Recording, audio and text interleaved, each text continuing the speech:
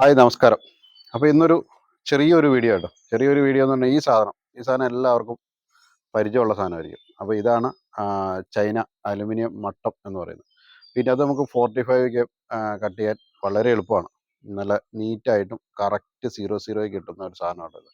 അതേപോലെ 45 ഏത് ഡിഗ്രി വേണമെങ്കിലും ഇതിനകത്ത് എടുക്കാം. ഇതിനകത്ത് പല ഇത് കാണിച്ചിട്ടുണ്ട്. ഇഞ്ച് വേണമെങ്കിൽ അത്യാവശ്യം 1, 2, 3, 4 ഇഞ്ച് വേണമെങ്കിലും അതെടുക്കാം.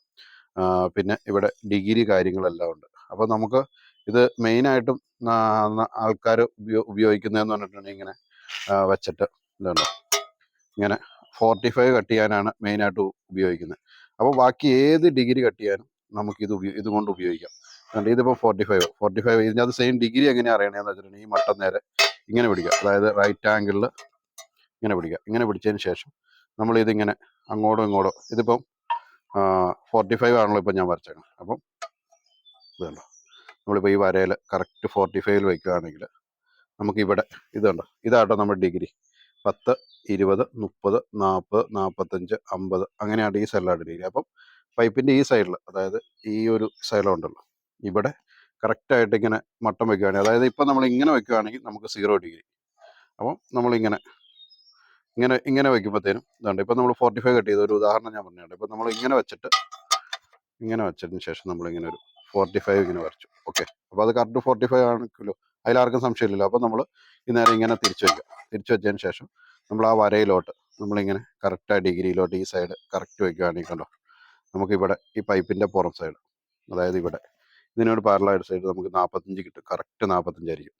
അപ്പം അതേപോലെ നമുക്ക് ഡിഗ്രി ഏത് സെറ്റ് ചെയ്യണം. ഇപ്പം നമുക്ക് 30 ഡിഗ്രി ഇപ്പം നമുക്കൊരു റൂഫിൻ്റെ അളവ് നമുക്കൊരു 30 ഡിഗ്രി ചെരിവ് വേണം എന്ന് പറയുകയാണെങ്കിൽ നമ്മളിതുണ്ട് ഈ 30 ഇവിടെ കറക്റ്റ് വയ്ക്കുക. കണ്ടോ നമ്മൾ ഈ 30 ഡിഗ്രി ഇവിടെ കറക്റ്റ് വെച്ചതിന് ശേഷം നമ്മൾ ഇങ്ങനെ വരയ്ക്കുകയാണെങ്കിൽ